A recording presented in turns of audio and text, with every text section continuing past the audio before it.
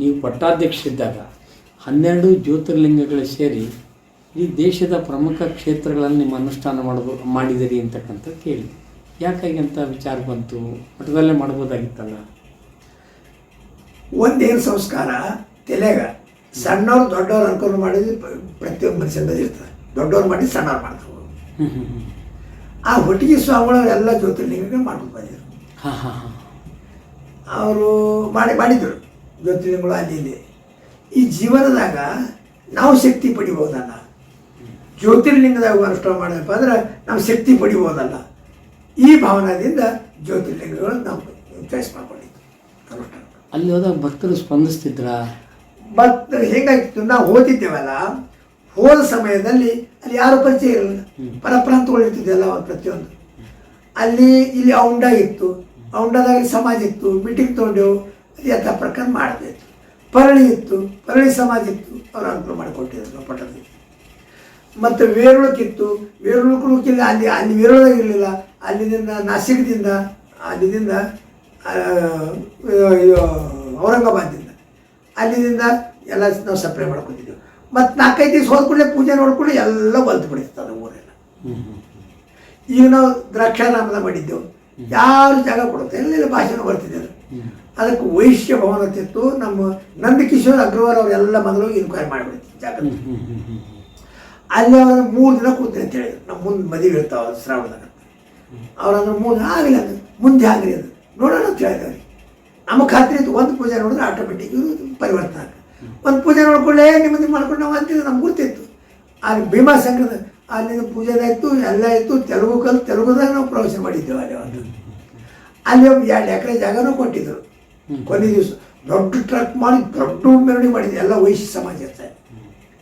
ಅದಕ್ಕೆ ಅಲ್ಲಿಂದ ಹಂಗಾಯ್ತು. ಇಲ್ಲಿ ಭೀಮಾಶಂಕರದಾಗ ಒಂದೇ ಜೋಪಡಿ ಇತ್ತು, ಅಲ್ಲಿದ್ದಲ್ಲಿ ಜಂಗಲ್. ಅಲ್ಲಿ ಹೊತ್ತೊಂಡದ ಪೂಜೆ ಶುರು ಮಾಡಬೇಕು. ಅವು ಕೂಡಲಾಗಿದ್ದದು. ಅವು ಬಂಗಾಳಿ ಬಾಬಾ ಅಂತಿದ್ದ, ಕೂಡಲಾಗಿದ್ದ. ಆ ಕೂಡಲಾಗಿದ್ರಪ್ಪ ಅಂತಂದ್ರೆ ಯಾಕೆ ಕೊಡೋದಂದ್ರೆ ಅವನಿಗೆ ಹಂಗಾಗಿ ಮಾಡಿ ಇಲ್ಲ 3 ದಿನ ಕೊಡೋ ಅಂತೇಳಿಕೆ 3,000 ರೂಪಾಯಿ ಕೊಟ್ಟು ತೊಗೊಂಡಿದ್ದೆ. ಅವ್ನು ಮರುದಿನ ಪೂಜೆ ನೋಡಿದ. ಅಲ್ಲಿ ನಾವೇ ಒಂದು ಮುದುಕು ಮನಸ್ಸಿದ್ದ, ನಮಗೆ ಆಯುರ್ವೇದ ತೋರಿ ನೀವು ತೆಳಗಿದ್ದೀರಿ ಅಂತ ಅವನಿಗೆ ತಂದು ತೋರಿಸು ಮಾಡೋದು. ದಿನ ಒಂದು ಬಸ್ ಮುಂಬೈದಿಂದ ತರ್ಬೇಕಂತ, ನಿಮಗೆ ಜೀವಂತ ಭೀಮಾಶಂಕರ್ ತೋರಿಸ್ತೀನಿ ನಡ್ರಿ ಅಂತೇಳಿ. ಎಲ್ಲ ಪ್ರತಿನಿತ್ಯ ಎಲ್ಲ ಮಾಡೋದು, ಅನ್ನದಾನ ಎಲ್ಲ ಅವನೇ ಮಾಡ್ಕೊತ. ಅಲ್ಲಿಂದ ಅಲ್ಲಿ ಗೋಡೆಗೆ ಹೋಗ್ತದ. ಅಲ್ಲಿ ಲಿಂಗಾಯತ ಸಮಾಜ ಇತ್ತು, ಅಲ್ಲಿ ಬಂದು ಕಡೆಗೆ ಮುಂದೆದು ಊಟ ಅವನೇ ಮಾಡಿಸ್ದ. ಬರೋ ಹೊತ್ತಿಗೆ ಟೆಕ್ಕಿಗೆ ಹಾಕೊಂಡು ಹತ್ತು ಆ 3,000 ಒಳಕೊಟ್ಟ. ಹಿಂಗೆ ವಾತಾವರಣ ಎಲ್ಲಿ ಅದಲ್ಲಿ ರಾಮೇಶ್ವರದಾಗ. ಅಲ್ಲಿನೂ ಅದೆಲ್ಲ ಮಂದಿ ಸಮಿತಿ ಎಲ್ಲ ಜಂಗಮಣಿ ಮಠದಾಗ ಮಾಡ್ತಿದ್ದೆವು. ದಿನ ದರ್ಶನಕ್ಕೆ ಹೋಗ್ತಿದ್ದೆವು. 4 ದಿನ ಪರಿಚಯ ಆಗಿತ್ತು. ಪರಿಚಯ ಕೊನೆ ದಿವಸ ಎಲ್ಲ ನಮ್ಮ ಉತ್ಸವದೊಳಗೆ ಪೂರ ಪಾಲ್ಕಿ, ಆನೆ, ಗೀನಿ, ಅಂಬಾರಿ ಎಲ್ಲ ತಂದಿದ್ರು ರಾಮೇಶ್ವರದಾಗ. ಹಿಂಗೆ ಉಜ್ಜಯಿನಿದಾಗ ಅಲ್ಲಿ ಆನೆ ಮೇಲೆ ಮೆರವಣಿಗೆ ಮಾಡಿದ್ರು. ಹಿಂಗೆ ಎಲ್ಲಿ ಹೋದ್ರೆ 4-5 ದಿವಸದಾಗ ಆ ಊರಿನ ಆಟೋಮೆಟಿಕ್ ನಮ್ಮ ಪೂಜೆಯಿಂದ ಸೆಟ್ಟಿಂಗ್ ಆಗಿ. ನೇಪಾಳದಲ್ಲೂ ಹೋದಾಗ ಅಲ್ಲಿ ನಮ್ಮ ಜನಾಂಗಿತ್ರ ನೇಪಾಳದಲ್ಲಿ ಜಂಗಮನಿದ್ರು 4-5 ಮಂದಿ. ನಾವು ಹೊಸ್ತಾಗ ಹೋದಾಗ ಅದು ನಮ್ಮ ಜಾಗ ನೋಡಿ ಬರೋರು ಯಾರು ಇದ್ದಪ್ಪ ಅಂದ್ರೆ ಅಲ್ಲಿ ಯಾರು ನೋಡಿ ಬಂದಿದೆ ಅಂದ್ರೆ ನೇಪಾಳದಾಗ ರಾಮ್ ಸಿಂಗ್ ನೋಡಿ ಬಂದಿದ್ರು. ಅಲ್ಲಿ ಸಣ್ಣದಿ ವಯಸ್ಸದು ಆಯ್ತದೆ. ಅಲ್ಲೆಲ್ಲ ಊರದಾಗ ಎಲ್ಲ ಜನ ಬರಕತ್ತಿತ್ತು, ಸಾವಿರಾರು ಮಂದಿ ಬರ್ತದೆ. ಅಲ್ಲಿಂದ ನೋಡಿ ಸಮಾಪ್ತಿ ಆಯ್ತಲ್ಲ, ಅಲ್ಲಿಂದ ಭಕ್ತಪುರಕ್ಕೆ ಕಾರ್ಯಕ್ರಮ ಇಟ್ಕೊಂಡ್ರು. ಭಕ್ತಪುರ ಅನ್ನೋದು ದೊಡ್ಡದಲ್ಲಿ ಚೌರಸ್ತಾನ. ಆ ಚೌರಸ್ತಾಗ ಅಲ್ಲೇ ಪಕ್ಕದಲ್ಲಿ ಮಠ ಅದ ನಮ್ಗೆ ಮೊದಲಿಂದ ಜಂಗಮ ಮಠ ಅಂತ. ಆ ಮಠದ ಚೌಕದಾಗ ಅವ್ರು 42 ಮಂದಿ ಭಜನಿ ಮೇಳ ಕರೆಸಿದ್ರು. ಅವರು 75 ಜಿಲ್ಲಾ ಜನ ಕೂಡಿತ್ತು. 50,000 ಜನ ಕೂಡಿ ಅಲ್ಲಿಂದ ಶಿಪಾಡೋಲ್ ಮಾದೇವತ ಅಲ್ಲಿಂದ ಒಂದು ಮಹಾದ್ವಾರ ಅಲ್ಲೇ ಸ್ಥಾಪನೆ ಮಾಡಿದೆವು. ಕೇದಾರ್ ಮಹಾದ್ವಾರ 6 ಕಿಲೋಮೀಟರ್ ರೋಡ್ ಮಾಡಿಸೋದು ಕಲೆಕ್ಟರ್ SP ಹಚ್ಚಿ 3 ದಿನದಲ್ಲಿ. ಆ ಶಿಪಾಡೋಲ್ ಮಾಡೋದಂದ್ರೆ ನಮ್ಮ ಕೇದಾರ್ನಾಥ ಮುಖ. ಅಲ್ಲಿಗೆ ಇಂತಿಂತ ಕೊಡಗಳು ಇಟ್ಟಿದ್ರು ಹೆಣ್ಮಕ್ಳು. ಇನ್ನೊಂದು ಸಾಲವಾಗಿ 10 ಫುಟಿಗೆ ಒಂದು 10 ಫುಟಿಗೆ ಅಲ್ಲಿ ಪದ್ಧತಿ. ಅಲ್ಲಿಂದ ಅದು ಪ್ರಭಾವ ಬೀಳ್ತು ನೇಪಾಳ. ಅಲ್ಲೇ ಅವತ್ತೇ ಒಂದು 50-60 ಕೋಟಿ ರೂಪಾಯಿ ಮಾಡಿದ್ದೀವಿ ನಾವು. ಆ ಒಂದು ತಾಸಿನಾಗ ಆ ಶಿಪಾಡೋಲ್ ಮಾದೇವದಾಗ ಅದು ಕಟ್ಟಬೇಕಂತ ಎಲ್ಲರದಿತ್ತು. ಅಲ್ಲೇ ಬೋರ್ಡ್ ಹಾಕಿ ಬಂದು ಅವತ್ತೇ ನಾವು ಕೆತ್ತಿಸಿ ಇದು ಕೇದಾರ್ನಾಥಂದು ಮೂಲ ಮುಖ ಅಂತ ಎಷ್ಟು ಆಬ್ಜೆಕ್ಷನ್ ತೆಗೆದುಕೊಂಡ ಉತ್ತರ ಕೊಟ್ಟೆ ಅಲ್ಲಿ ನೇಪಾಳಿ ಭಾಷೆದ. ನಮ್ಮಲ್ಲಿ ಪ್ರಮಾಣ ಇತ್ತು. ಇದು ಈಗ ಮತ್ತೆ ಪಶುಪತಿನಾಥ ಮತ್ತೆ ತಯಾರಾಗಿತ್ತು. ಹಿಂಗೆ ಎಲ್ಲಿ ಹೋದಲ್ಲಿ ಅಲ್ಲಿ ನಮಗೆ ಸೆಟ್ಟಿಂಗ್ ಆಗಿತ್ತು. ಇಷ್ಟಲಿಂಗ ಮಹಾಪೂಜೆಯನ್ನು ಬಹಿರಂಗವಾಗಿ ಅಷ್ಟು ಮಾಡಬೇಕು ಅನ್ನುವಂಥದ್ದು ಆಂತರಂಗಿಕವಾಗಿ ನಿಮ್ಮ ಅನುಸಂಧಾನ ಮಾಡುವಂಥ ಒಂದು ಪ್ರಕ್ರಿಯೆ. ಆಯ್ತು. ಬಹಿರಂಗದಲ್ಲಿ ಯಾಕೆ ಮಾಡಕ್ಕೆ? ಬಹಿರಂಗದವಾಗ ನಾವು ಮಾಡ್ಬೋದು, ಎಷ್ಟು ಪೂಜಾ ಅಂತರಿಂಗದಾಗ ನಾವು ಮಾಡ್ತೀವಿ, ಅಷ್ಟೇ ನಮ್ಗೆ ಅದು ಎಲ್ಲಿ ಅದ. ಹೊರಗೆ ಮಾಡೋದು ಅಷ್ಟೇ ಇದೆ. ಒಳಗೆ ಮಾಡೋದು ನಮ್ಗೆ ಒಬ್ಬರೇ ಆಯ್ತು, ಹೊರಗೆ ಮಾಡೋದು ಜಗತ್ತಿಗೆ ಕಲಿತಾರಂತ. ಲಿಂಗ ಪೂಜೆ ಹೆಂಗೆ ಮಾಡಬೇಕು ಅವ್ರ ಭಾವನೆ ಹುಡ್ತದೆ. ನೋಡೋದು ಕೂಡಲೇ ಮನುಷ್ಯರಿಗೆ ಭಾವನೆ ಹುಡ್ತದೆ. ಈಗ ನಾಚ್ ಗಾನ ನೋಡಿದ್ರೆ ನಾಚ್ ಮಾಡ್ಬೇಕಂತ ಭಾವನೆ ಹುಡ್ತದೆ. ಕುಡುಕರು ನೋಡೋ ಕೂಡ ಕುಡಿಬೇಕಂತ ಭಾವನೆ ಹುಡ್ತದೆ. ಪೂಜೆ ಮಾಡೋದು ನೋಡಿದ್ರೆ ಪೂಜೆ ಮಾಡ್ಬೇಕಂತ ಭಾವನೆ ಹುಡ್ತದೆ. ಎಷ್ಟೋ ಮಂದಿ ಅದರಿಂದ ಪೂಜೆ ಮಾಡೋದು ಎಷ್ಟೋ ಭಾವ ಸಂಪತ್ತನ್ನು ಬೆಳೆಸೋ ಸಲುವಾಗಿ ನಾವು ಬಹಿರಂಗವಾಗಿ ಪೂಜೆ ಮಾಡ್ತೀವಿ. ಅವತ್ತು ನೀವು ಪಟ್ಟಾಧ್ಯಕ್ಷ ಇದ್ದಾಗ ನೀವು ಮಾಡಿದಂಥ ಲಿಂಗ ದೀಕ್ಷೆಗಳಿರ್ಬೋದು, ಪೂಜಾ ಸಮಯವನ್ನು ನೋಡಿದರಿರ್ಬೋದು, ಇವತ್ತು ನಿಮ್ಮ ಜೊತೆಗೆ ಆ ಶಿಕ್ಷರು ಅದಾರ? ಯಾರ ಜೀವಂತ ನಮ್ಮ ಜೊತೆಗೆ ಅಲ್ಲ, ತಿಳ್ಕೊಂಡು ಹೋಗಿ ಭಾಳ ದೊಡ್ಡ. ಯಾಕಂದ್ರೆ ನಮ್ಮದೇ 70 ವರ್ಷ 50 ವರ್ಷನಾಗ ಅದು ಹಳೆ ಮಂದಿ ಹೊಸ ಹುಡುಗರು ಸಹಿತ ಈಗ ನಮ್ಮ ಕಡೆ ಬಂದು ಕೂಡ್ಲಿಕ್ಕೆ ಅಷ್ಟು ಕೂಡಿಲ್ಲ, ಕೂಡ್ಲಿಕ್ಕೆ. ಅಂದರೆ ಪಟ್ಟಾಧ್ಯಕ್ಷ ಇದ್ದಾಗ ನಿಮ್ಗೊಂದು ವಿಶ್ವಾಸ ಬಂದಿತ್ತು, ಈ ಸಮಾಜದೊಳಗೆ ಸಂಸ್ಕಾರವನ್ನು ಕೊಟ್ಟು ನಿಮಗೆ ಈ ಪರಂಪರೆಯನ್ನು ಕಾಯ್ಕೊಂಡು. ಅಂದರೆ ಈ ಸ್ಕೂಲ್ ಮಾಧ್ಯಮದಿಂದ ನಮ್ಮ ಜಿಲ್ಲಾ ಸೆಟ್ಟಿಂಗ್ ಆಗಿತ್ತು. ಎಲ್ಲರೂ ಒಂದೆತ್ತೆ ಮಕ್ಕಳಿಗೆ ಇಲ್ಲಿ ಬಿಟ್ಟು ಹೋಗ್ತದೆ ದೊಡ್ಡ ದೊಡ್ಡ ಮಂದಿ. ಯಾಕಂದ್ರೆ ಅದು ಶಿಕ್ಷಣ ಪದ್ಧತಿ ಕಾಶಿಜಗದೊಳಗೆ ಸತ್ತು ಬಂದಾಗ 400 ಮಂದಿ ಎಲ್ಲ ಬಿಳಿ ಪೈಜಾಮು, ಬಿಳಿ ನೀರು ಶರ್ಟು, ಬಿಳಿ ಟೊಪ್ಪಿ ಹಚ್ಕೊಂಡು ಬಸ್ ಹಚ್ಕೊಂಡು 3 ಸರ್ತಿ ಪ್ರಾರ್ಥನೆ ಮಾಡಿಸ್ತಿದ್ವಿ. ಎಲ್ಲ ಪುಣ್ಯಕ್ಷೇತ್ರಗಳಲ್ಲಿ ಅನುಷ್ಠಾನ ಮಾಡಿದ್ರಿ, ಮಠಮಾನ್ಯಗಳಲ್ಲಿ. ಅದರಿಂದ ಸಮಾಜದಲ್ಲಿ ಏನು ಪರಿವರ್ತನೆ ಆಯಿತು ಅಂತ ನಿಮ್ಮ ಅನುಭವಕ್ಕೆ ಬಂದದ್ದು? ನಮ್ಮ ಅನುಭವ ಪ್ರತಿಯೊಬ್ಬರು ಹೆಸರು ತೋದಿದ್ರು.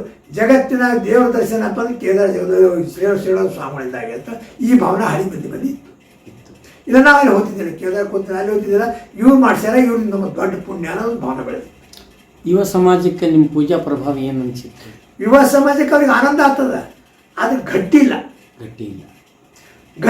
ನೋಡ್ತಾರೆ ಮಾಡ್ತಾರೆ, ನಡಿ ಮಾತು ಬಂದ ಕ್ಷಣಿಕ ಸುಖದ ಕಡೆ ಹೆಚ್ಚಾಗ್ತದೆ. ಈ ಹಳೆ ಮಂದಿ ಏನಿರ್ತದಲ್ಲ ಧರ್ಮವಂತರಿಗೆ ಅದು ಪರ್ಮನೆಂಟ್ ಆಗಿ. ಇವತ್ತಿನ ಸಮಾಜ ಧರ್ಮ ಆಚಾರಗಳಿಂದ ದೂರ ಆಗ್ತಾ ಐತೆ ಅಂತ ಅನ್ನುವಂಥದ್ದು ಒಂದು ಪ್ರಶ್ನೆ ಇದೆ. ಯಾರ ಕಾರಣ ಇದಕ್ಕೆ? ಯಾಕೆ ಹಿಂಗೆ ದೂರ ಆಯಿತು? ಇದಕ್ಕೆ ಕಾರಣ ಏನಂದ್ರೆ ಕಲಿಯುಗ ಮಹಿಮಾ. ಇದು ಒಂದೇ ಹೇಳೋಕ್ಕಾಗ್ತದೆ, ಮತ್ತೊಂದು ಕಾರಣವನ್ನು ನಾವು ಹುಡುಕೋದು ಸಿಗಲ್ಲ. ಕಲಿಯುಗ ಮಹಿಮಾ ಯಾಕೆ ನಾವು ಬೇಕಾದಕ್ಕೆ ಮಾಡೋದು ಸಹಿತ ಅವ್ರಿಗೆ ಹಂಗೆ ಅದು ಪರಿಭಾಷೆ ಅಂತಂದರೆ ಭಾವನೆ ಬೆಳೆಯಲ್ಲ.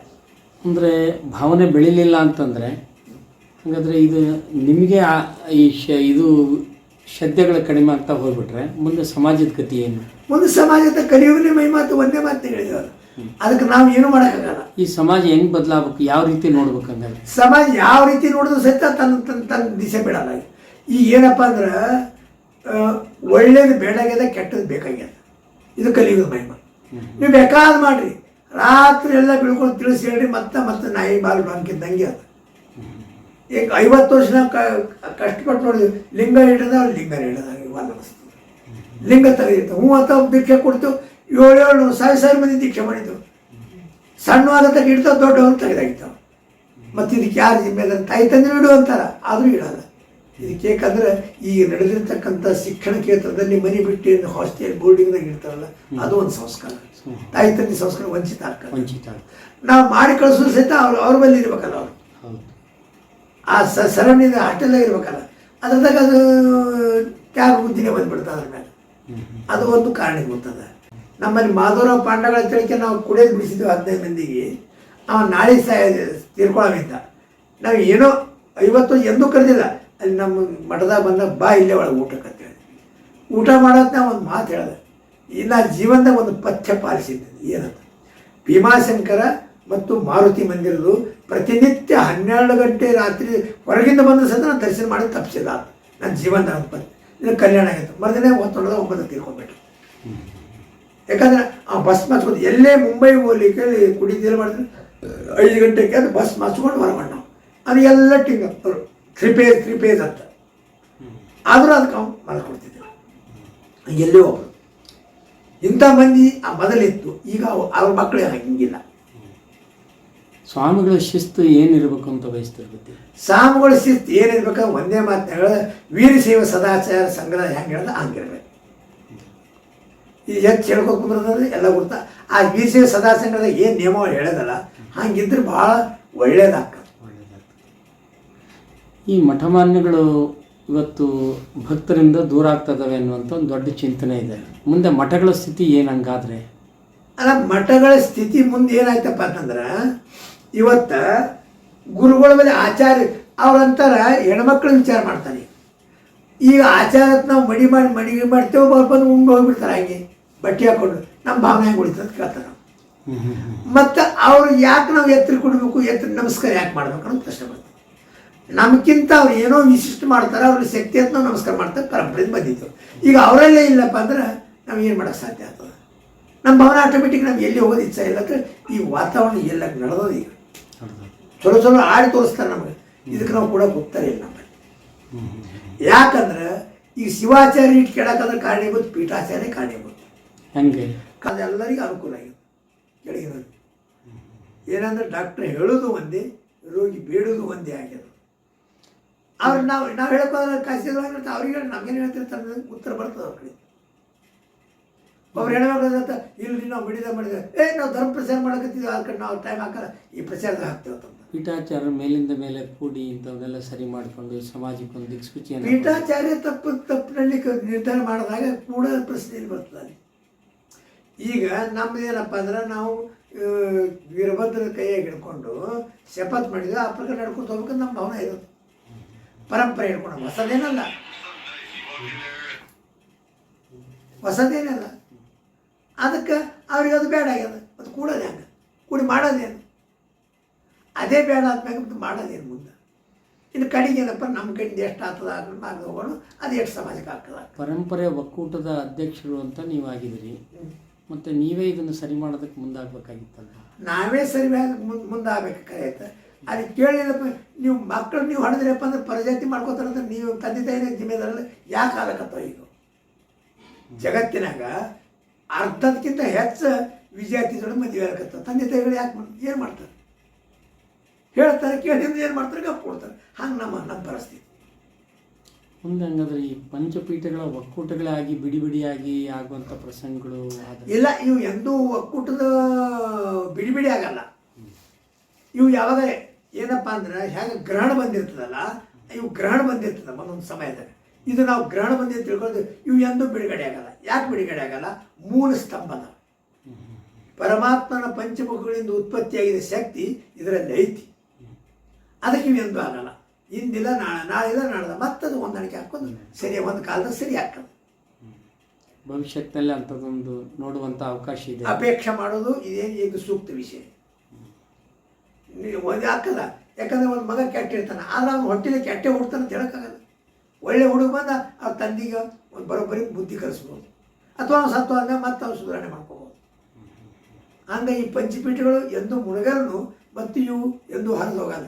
ಯಾಕಂದರೆ ಉತ್ಥಾನ ಪತನ ಆಗಿರ್ಬೋದು. ಯಾಕೆ ವ್ಯಕ್ತಿಯಿಂದ ಸ್ವಲ್ಪ ಆ ಜಾಗಕ್ಕೆ ಸ್ವಲ್ಪ ಕುಂದು ಬರೋದು ಸ್ವಾಭಾವಿಕ. ಅದು ಮತ್ತೆ ಮಾಲಿನ್ಯ ಮತ್ತೆ ತಯಾರಾಗಿಬಿಡ್ತದೆ. ಪೀಠಗಳಲ್ಲಿ ಅಂಥ ಶಕ್ತಿ ಉಳಿದಿದೆ ಅಂತ ಇದೆ, ಅದರಿಡೋದು ಇದೆ. ಇವತ್ತು ನೋಡದೆ ಮುಂದೆ ಸೃಷ್ಟಿ ಇರೋನು ಉದ್ದೇ ಇರ್ತದೆ. ಇದರ ಯಾರು ಶಂಕ ಪಡೆಯೋದು ಅವಶ್ಯಕತೆ. ಯಾಕಂದ್ರೆ ಯಾರೂ ಅಮಾರಿಲ್ಲ. ಆ ಗದ್ದಿ ಮೇಲೆ ಕೂತಾರೆ ನಮ್ಗೆ ಕಿಮ್ಮತ್ತಲ್ಲ. ಈ ಕಿಮ್ಮತ್ತು ಗದ್ದಿ ಮೇಲೆ ಇರೋದು ಯಾರು ಕೊಡ್ತಾರೆ? ಕೊಡಲ್ಲ. ಅದಕ್ಕೆ ಗದ್ದಿ ಶಕ್ತಿಶಾಲಿ ಅಂತ, ಗದ್ದಿ ಸ್ಥಾನ ಶಕ್ತಿಶಾಲಿ. ಇದು ವೈಯಕ್ತಿಕ ಅಲ್ಲ. ಇದೊಂದು ಪಂಚಪೀಠದ ಪರಂಪರೆ ಬಂದಿದ್ದ ಶಕ್ತಿ ಮ್ಯಾಗ ಇವು ನಡೀತಾ ಇರ್ತದೆ.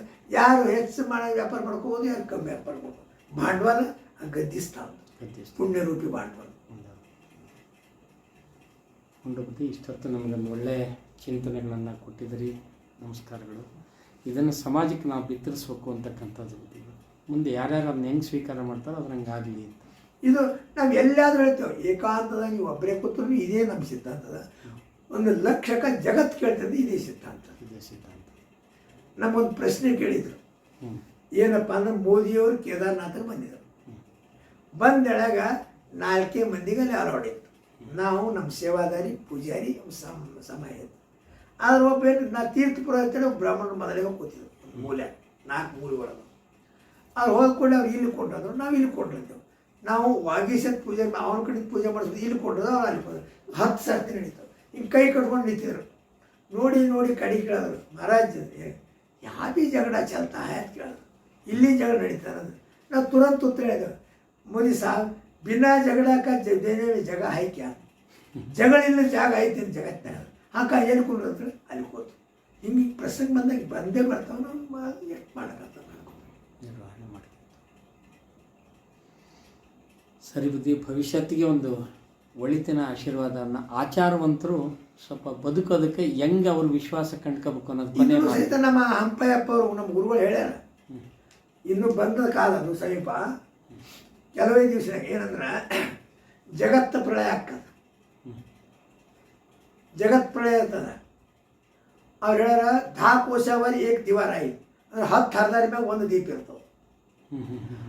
ಆ ದೀಪಗಳು ಹೆಂಗಿರ್ತಾರೆ ಅಂದ್ರೆ ಅವರು ಎಲ್ಲಿ ನೀರು ಕುಡಿತಾರಪ್ಪ ಅಂದ್ರೆ ಅವ್ರು ಭೋಪಳ ಅಂತ ಕುಂಬಳಕಾಯಿ ಅಂತಲ್ಲಿ ಇದು.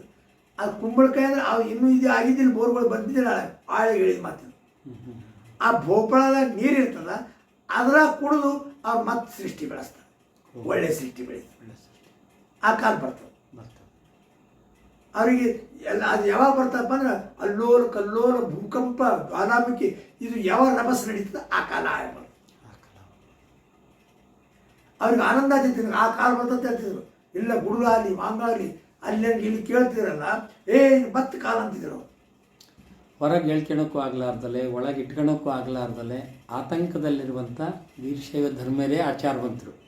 ಅವರಿಗೆ ಯಾವ ರೀತಿ ವಿಶ್ವಾಸದ ನಡೆಯನ್ನು ತೋರಿಸ್ತಿದ್ರು, ಮುಂದೆ ಹೆಂಗಿರ್ಬೇಕು ನೀವು?